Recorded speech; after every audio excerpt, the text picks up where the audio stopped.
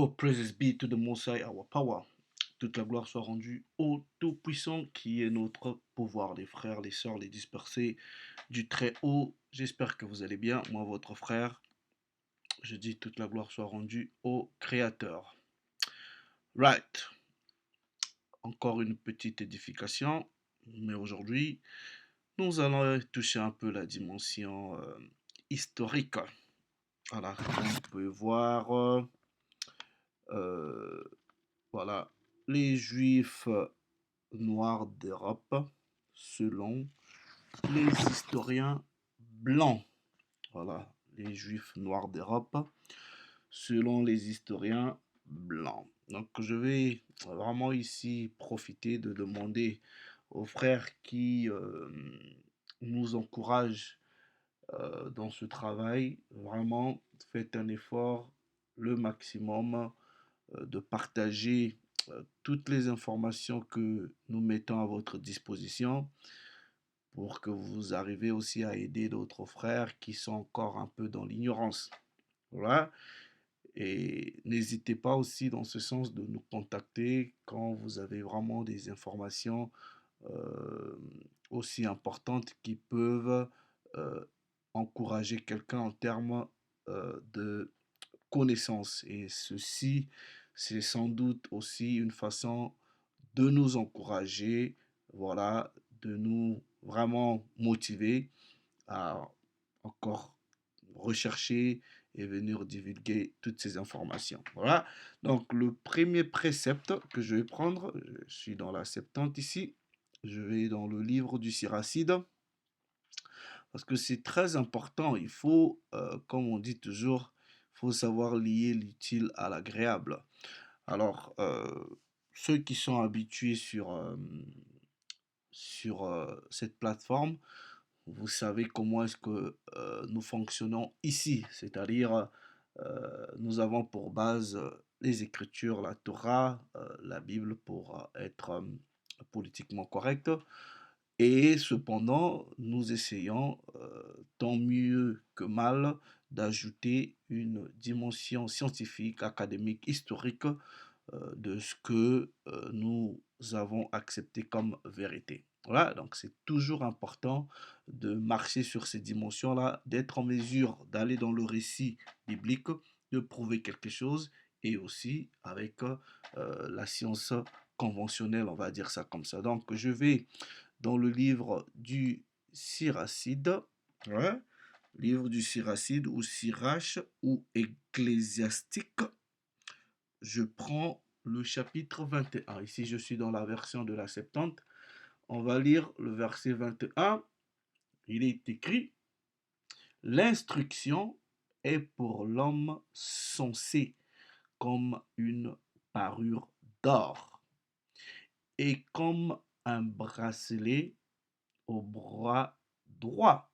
C'est très important que vous soyez instruit sur quelque chose auquel vous, vous avez votre foi, auquel vous croyez. C'est très très important. Voilà pourquoi il y a dans une épître de Paul qui dit je reconnais en eux qu'ils ont le zèle pour, pour Dieu, mais il leur manque la connaissance. Et Proverbe va nous dire que le manque de science, d'intelligence, d'instruction, de connaissance n'est bon pour personne. Je reste dans le même livre du Siracide.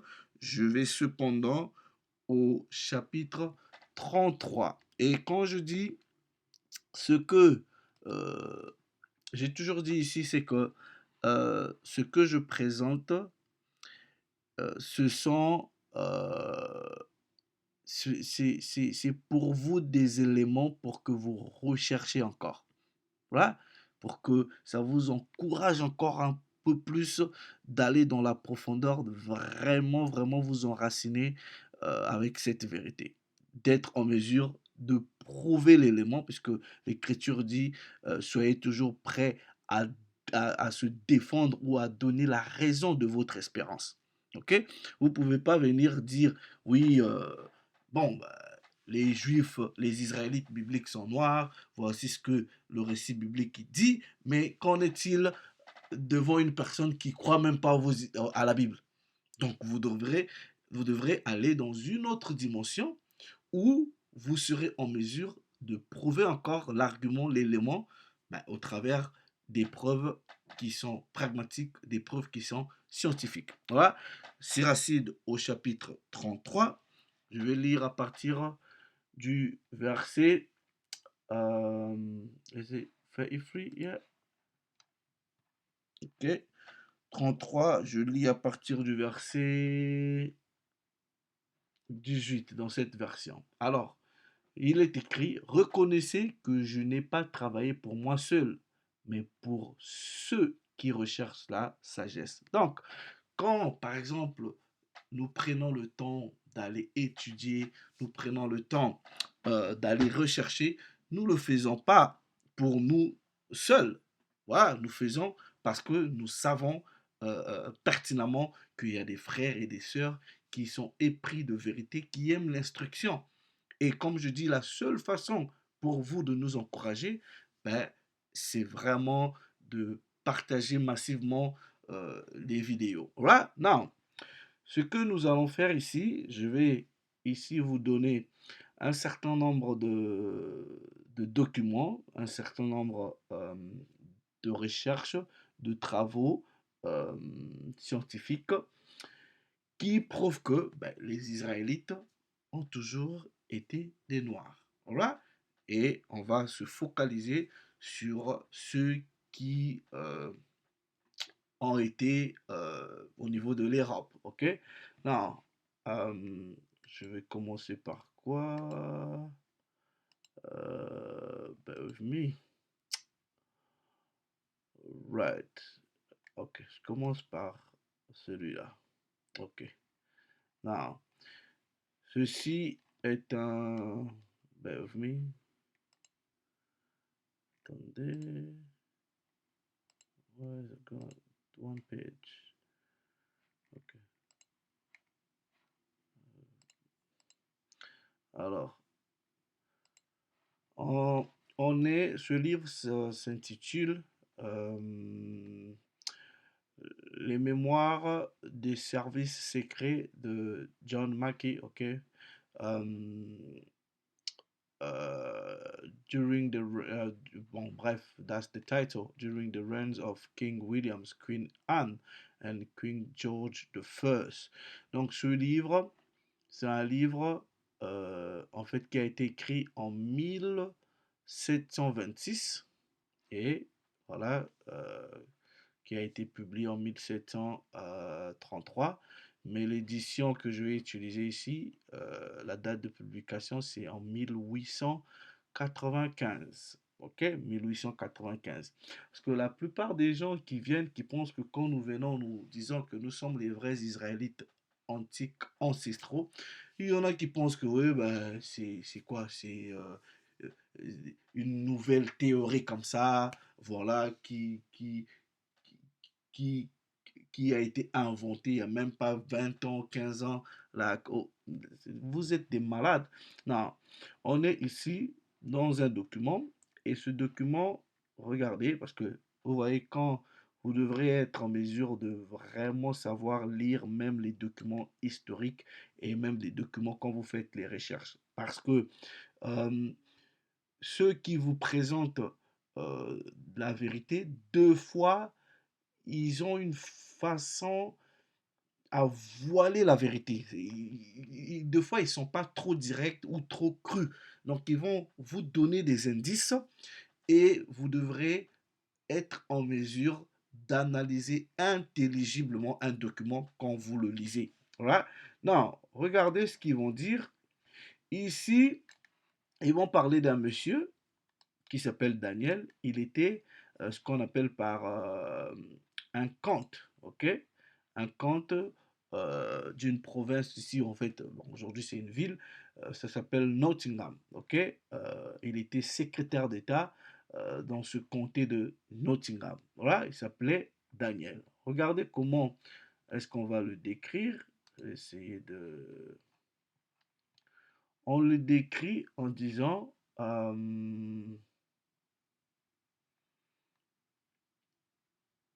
Wait, so that's page 20. Go to page 25. Oh, bear with me. Attendez, je vais faire ceci. Attendez, je vais retrouver où on dit que. Voilà. Non, regardez. Je mettrai les liens, hein, ok? En parlant de ce monsieur, on dit, voilà, en fait, en réalité, quand vous le voyez, voilà, il a des manners very formal. Je sais pas comment on dit formal, formel, je sais pas. On dit qu'il est grand, ok, un peu mince, very dark, ok, very dark, very black, sorry, très noir et ressemblant à un juif, right? Ressemblant à un juif ou à un Spagnard et il avait la cinquantaine. Donc on décrit cet homme d'État comme étant un homme noir, élancé, mince, mais il ressemblait à un juif ou un Spagnard. Mais non, pourquoi on va vous parler de cet homme qui est noir et on dit qu'il ressemble à un Spagnard? Vous allez comprendre pourquoi. Right? Now, watch this. Je vais dans un autre document. OK? Et ce document s'intitule, je vais vous donner le titre, s'intitule Travels in Holland and the United Provinces. OK, donc c'est un document aussi du XVIIe siècle. Et là, ils sont où? On est à Amsterdam. Donc le monsieur dit, voilà, qu'ils sont partis, on va lire à partir d'ici, ok? Il dit, nous sommes partis rendre visite chez un homme anglais, là ils sont à Amsterdam, et sa femme qui se sont convertis au judaïsme, les turned Jew, right? Juste pour essayer de se cultiver ou d'acquérir de la connaissance, right? Ils sont très obstinés, ok? Mais les deux sont très ignorants. Donc l'homme est un marchand de tabac et donc l'homme s'appelle Tis et sa femme, elle était très belle, mais une ancienne prostituée en Angleterre. Et il dit que quand ils sont rentrés ici, parce que vous lisez plus haut, voilà, par exemple ici il parle du Shabbat, ce samedi c'était le Shabbat, comme c'est observé par les Juifs, ok? Euh, et, et, euh, et maintenant il dit, ok, this day being Saturday, June 14 is observed as the Jews' Shabbat. Donc il dit, quand ils arrivent au niveau d'Amsterdam, là, il dit, regardez ceci, qu'il y avait à Amsterdam, il y avait à peu près 300 familles dans cette ville. Et ces familles-là, de ces juifs, ont été, en fait, on les appelait les Portugais. Voilà? Non. Portuguese. OK? Et il dit, a street they have called, donc il y avait une rue qu'on appelait la rue des Juifs. Et il y avait à peu près 3 synagogues dans cette rue-là. Non, watch this.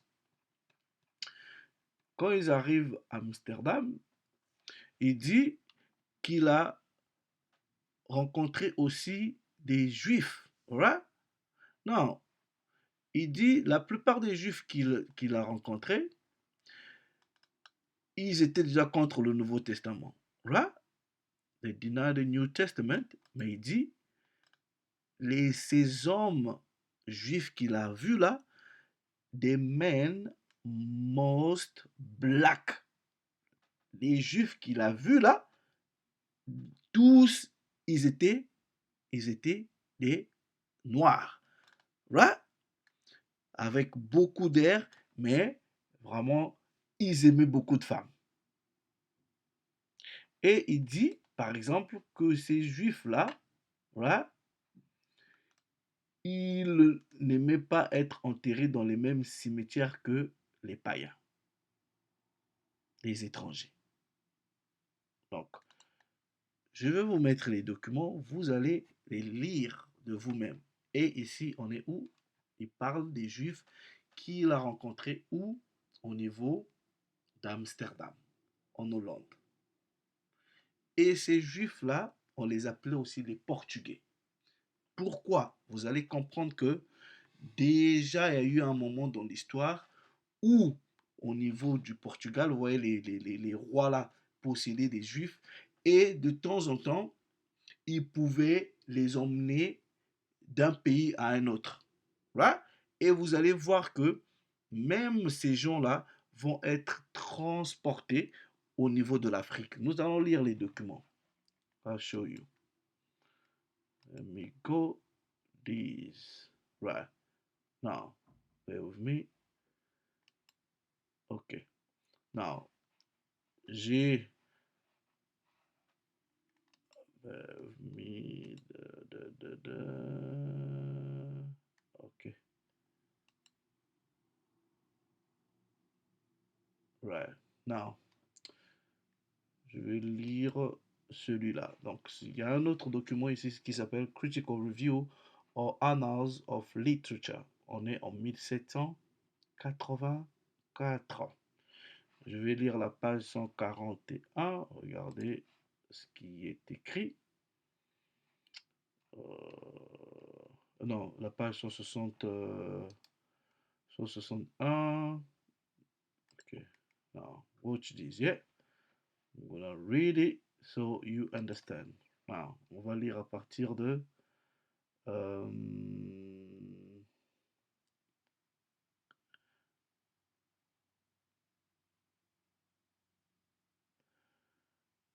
non. Ok. On va lire.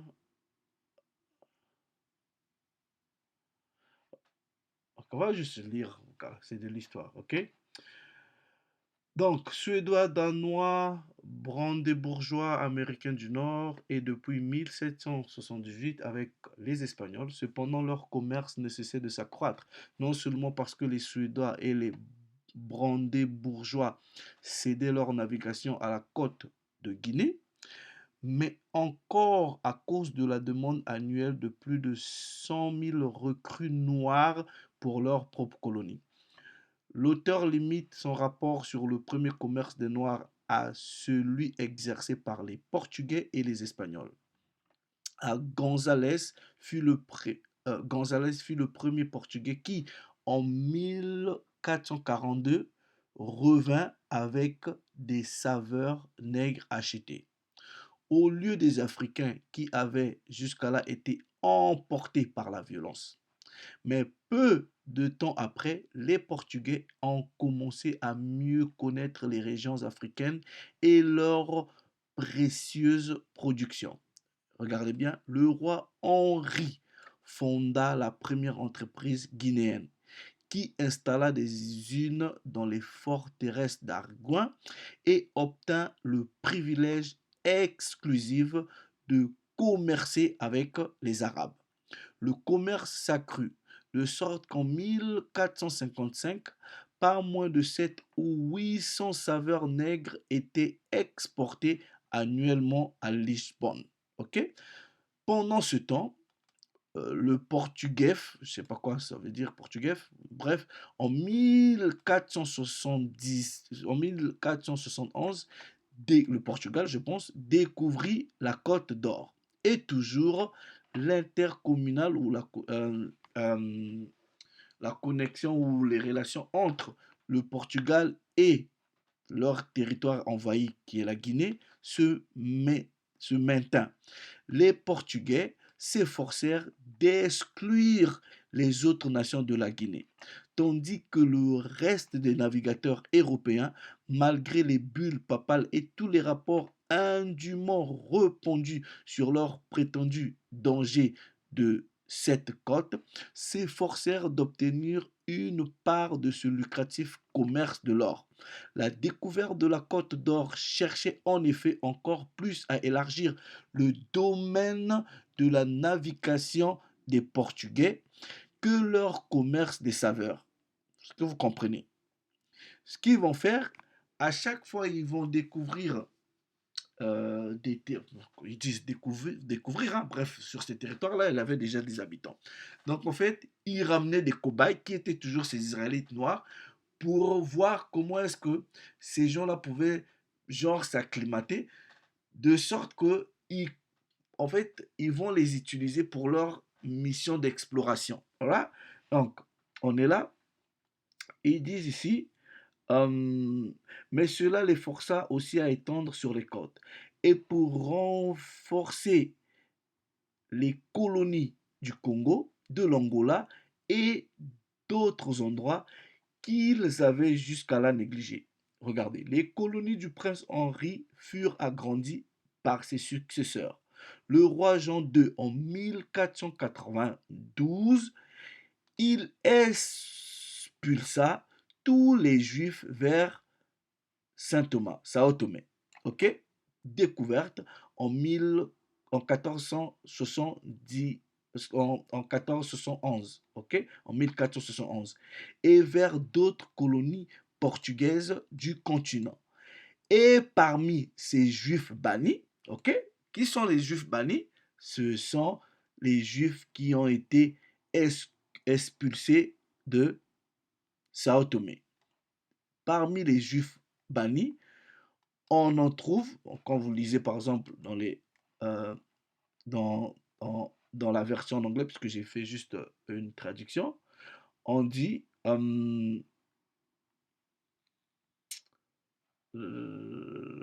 with me,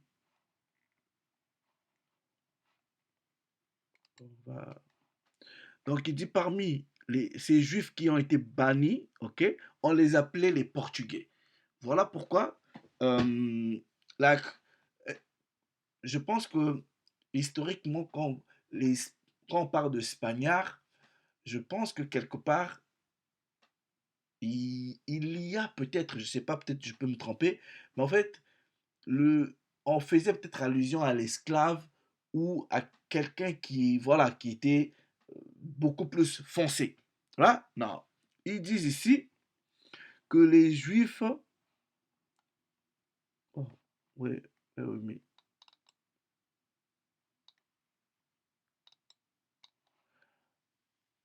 oh, Word document, attendez, j'étais en train de lire quoi. Non, c'était pas ça. Attendez, j'étais sur quel document? Mais...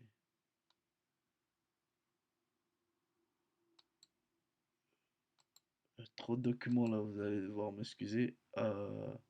Yeah, voilà, on est ici. Donc, ces juifs noirs, voilà, on les appelait aussi les Portugais noirs, comme on les appelait, ou les juifs de Luango. Et ces juifs de Luango ici, on dit qu'ils étaient même méprisés par les autres noirs. Voilà. Grâce à ces colons, Saint Thomas, je pense que Sao Tomé, devient bientôt une place de commerce fiable et précieuse pour ses plantations de sucre. Regardez ici, on dit, ces nègres furent achetés où? En Guinée, au Congo et à Mani-Congo. Et les colons eurent des plantations garnies de 150 à 3000 saveurs nègres. Au début du XVe siècle, les Espagnols et les Portugais commencèrent à transporter des nègres pour des travaux similaires vers les Antilles, ok, vers les Antilles, traita immédiatement les indigènes de cette partie du globe sur les instructions du pape. Il les répartissait entre eux par famille ou district comme des flaves. Voilà. Donc, quand on vous dit même que l'Église dite catholique a participé, en tout cas de façon directe ou indirecte, à l'esclavage, les, les, les données sont là. Voilà. Now, let me go to this another document here. I read this already. J'ai lu ça. Ok. Il y a un autre document ici, ok? Il est publié en 1840, en 1844. Ça s'appelle Light and Truth, Collected from the Bible and Ancient and Modern History, containing the universal history of the colored and Indian race from the creation of the world to the present time. Ok, c'est le titre du livre. Je mettrai les liens. Donc, le livre est publié en 1844. Right? Now, let me just put the translation so that we can read it quick. Donc, ils vont parler du prophète Ésaïe ici. Comme vous pouvez voir, voilà, talking about the prophet Isaiah.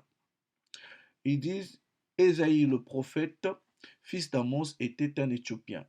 Alors, vous savez, dans le passé, okay, l'expression éthiopien était utilisée pour qualifier les Noirs en réalité. Ok? Éthiopien. Donc, ça ne veut pas dire qu'on dit que le prophète Ésaïe était un Éthiopien, ça ne veut pas dire qu'il était un Éthiopien dans le sens de sa descendance. Donc, le terme éthiopien qui lui est associé, c'est par rapport à sa couleur. Là, vous pouvez faire vos recherches. Le terme éthiopien était utilisé pour définir beaucoup plus la couleur que la descendance ou la nationalité. Ésaïe était un Éthiopien qui prophétisait en Égypte, qui prophétisait en Égypte et en Éthiopie, comme Dieu lui avait ordonné en disant: va, détache le sac de terrain et ôte tes chaussures de tes pieds. Marche nu et pieds nus. Il l'a fait pendant 3 ans comme un signe et un prodige pour l'Égypte et l'Éthiopie, prêchant à ses frères qui israélites. Right? Donc même les prophètes d'antan ne prêchaient que à leurs propres frères. Right? La parole de Dieu. Mais ils n'obéirent pas à la parole du Seigneur par la bouche du prophète. Ils furent emmenés, jeunes et vieux, nus et pieds nus en captivité. Donc quand vous lisez le récit, Ésaïe, le Tout-Puissant lui avait demandé de se dénuder, mais c'était aussi prophétique de ce que devrait arriver à Israël. Ils disent, comme ils étaient noirs, lui aussi. Comme il était nu, et aussi ont été conduits nus, pieds nus, jeunes et vieux, en captivité. Ce livre est écrit là, par Lewis Robert Benjamin en 1844. Right? Now, let me go there. We read these. We read these. Je vais montrer autre chose. Ah. Ici, il y a un document qui s'appelle Les races d'hommes, un fragment. Et en fait, c'est une étude sociologique, mais beaucoup plus en termes de démographie. Voilà. Et ce monsieur, il dit par exemple que,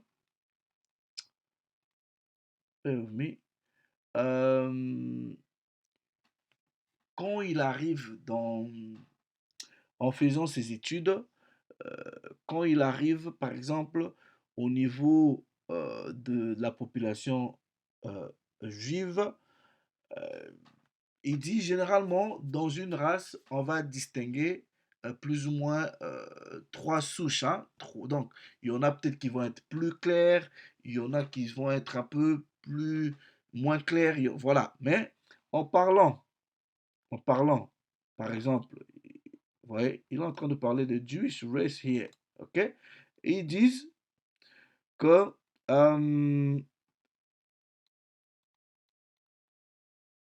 let me just, let me just read it. Ils disent, par exemple, anyway, je vais mettre, vous aurez le temps, j'ai pas envie que cette vidéo soit plus longue.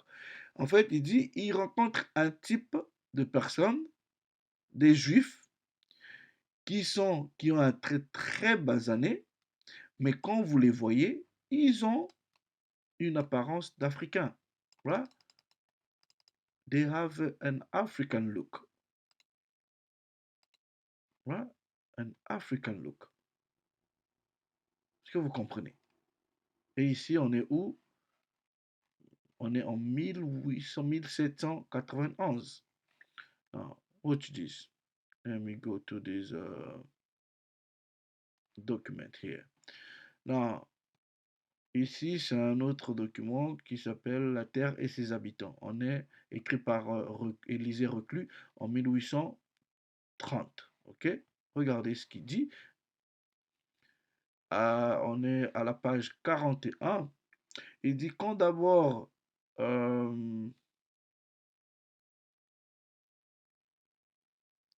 quand les navigateurs italiens et portugais ont découvert Açores, je pense que c'est au niveau du Portugal, bref, c'était une île inhabitée, selon eux. Mais il dit les pionniers de la colonie fondée en 1444 par Gonzalo étaient des morts. Les morts sont des noirs. Envoyés pour ainsi dire pour tester le climat et les ressources du pays pour les Portugais qui devraient les suivre. Voilà.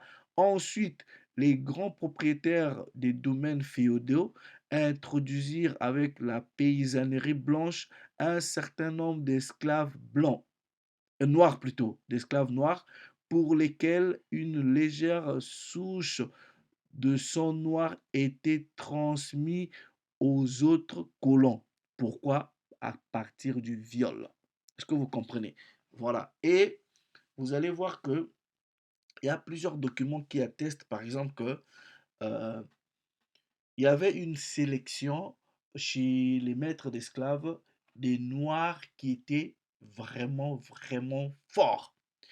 Et soit on prenait ces noirs-là, on les faisait coucher avec plusieurs femmes pour qu'ils reproduisent plus ou moins euh, la même espèce, en tout cas selon leur paradigme, pour que ça profite, voilà, à leur activité, les champs, des choses comme ça. Et aussi, il va maintenant avoir euh,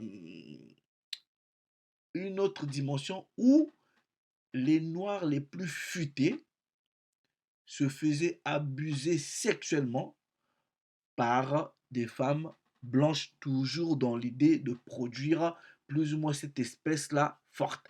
Voilà pourquoi vous voyez qu'il y a eu, dans ce sens, beaucoup de... Quand ils disent, par exemple, ici, quand ils disent ici que euh, ensuite les grands propriétaires des domaines féodaux introduisirent dans la paysannerie blanche un certain nombre d'esclaves noirs par lesquels une légère souche de sang noir était transmise aux autres colons. Comment?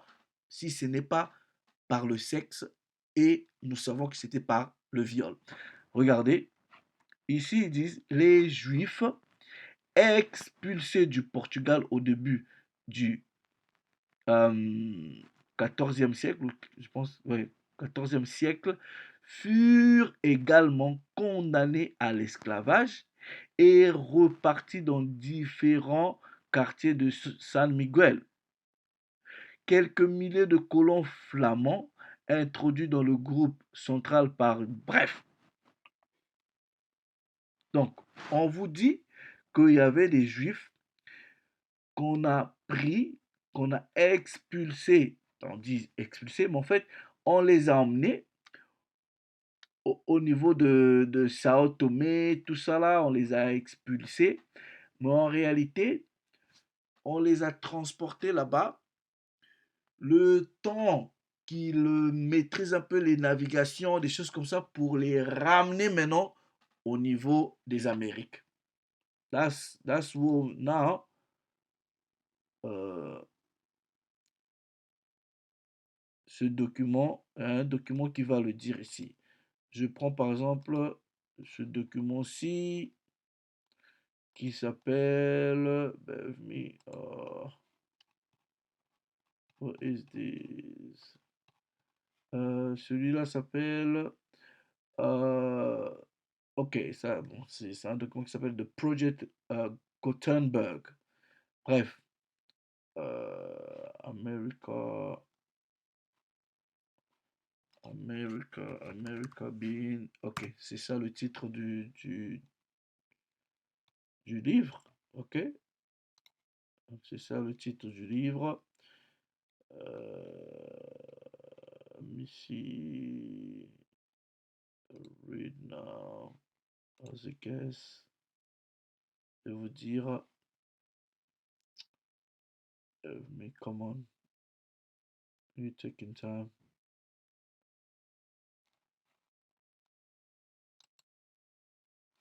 Anyway, attends, let me see. Right. Non, c'est ça le titre du livre. America being the latest and most accurate description of. Bref, c'est ça le titre du livre. C'est un livre qui est publié, je pense qu'en 1600, 1700. Bref, regardez ce que on écrit dans ce livre. Ils disent ici, ils disent ici, les Portugais qui habitaient cette île informèrent les Néerlandais. Je vous dis que ces Édomites-là, ils pouvaient s'interchanger les esclaves comme ça, là. Voilà. Donc, c'était une réalité vraiment, vraiment bien, bien organisée. Les Portugais qui habitaient cette île informèrent les Néerlandais que peu d'entre eux y vivaient. 50 ans, malgré le grand gain.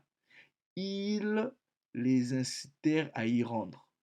Plusieurs d'entre eux, ayant 2 ou 300 noirs qui travaillaient dans l'île, moulin à sucre, que Jean III, roi du Portugal, y avait envoyé une colonie plus de 200 ans auparavant, qui, bien que l'air malsain l'ait détruit, n'a pas laissé l'endroit désolé, car il envoya de nouveaux habitants qui s'établirent d'abord en Guinée, ensuite en Angola, et enfin sur l'île de Sao Tomé, ce qu'ils appellent Saint Thomas, je pense, afin qu'ils puissent être mieux transportés vers l'air, en réalité vers les Amériques. Que le dit roi vendit tous ces juifs comme esclaves, tout simplement parce qu'ils refusaient d'embrasser la religion romaine, et fit baptiser leurs enfants dont, venant là en grand nombre, descendaient la plupart des habitants actuels. Donc ils vous disent que là, ces juifs-là, ils ont, ils, ils ont refusé de se convertir au christianisme.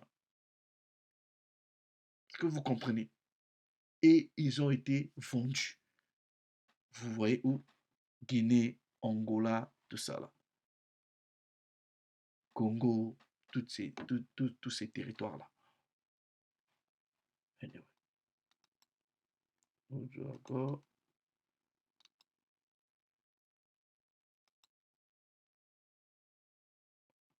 Est-ce qu'il y a un autre document que j'ai pas lu?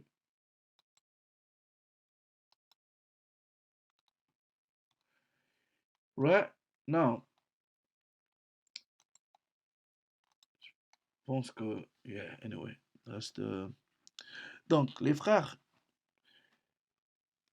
hold on, let me just take this precept. Euh, ce que vous devrez faire, je vais prendre ce précepte-là pour finir. Là, on a, voilà. Non, Romains chapitre 10, je lis le verset 1, verset 2. Frère, le vœu de mon cœur et ma prière à Dieu pour eux, c'est qu'ils soient sauvés. Je leur rends témoignage qu'ils ont du zèle pour Dieu, mais il leur manque la connaissance sans intelligence. Voilà pourquoi c'est toujours important les frères, que vous arrivez à prendre du temps à réellement chercher des informations sur, sur qui vous êtes. Par contre, moi, je ne suis pas forcément partisan de ceux qui ont tendance à dire oui, on a caché des choses. Non, non, non, non, non. Si vous cherchez intelligemment, vous allez tomber sur un maximum d'informations qui peuvent vous aider dans votre enracinement sur cette vérité-là. Les informations, il y en a qui sont difficiles à trouver, oui, mais dire que on a caché des choses, il y a des... Non, non, non, non. Quand vous cherchez, vous prenez le temps de bien analyser, de comprendre les choses, vous allez découvrir plein d'informations. Voilà. Donc, la traite des esclavages, on vous dit que ça a été cautionné même par l'Église. Et la plupart des gens qu'on vendait là, on vous dit qu'ils étaient des juifs. Donc, j'ai encore plein de documents ici, ok? Comme vous pouvez voir, j'ai plein de documents ici. Je les étudie et plaise au très haut. Voilà, on va vous parler par exemple la bibliothèque de Tombouctou. On va essayer de lire, voilà, et vous allez voir les données qui sont euh, voilà, dans les informations qui sont dans ces documents-là. Et vous allez comprendre qu'en réalité, quand nous vous disons que nous sommes les vrais Israélites, on ne le dit pas parce que on a une crise identitaire, on ne le dit pas parce que juste par émotion, sentiment. Non, nous le disons parce que c'est ça la vérité. Et les preuves qui sont là, bibliques, scientifiques, académiques. Toute la gloire soit rendue au Tout-Puissant qui est notre pouvoir. Les frères, je vous dis à Shalom, on reviendra, plaise au Tout-Puissant, avec une autre édification. Shalom.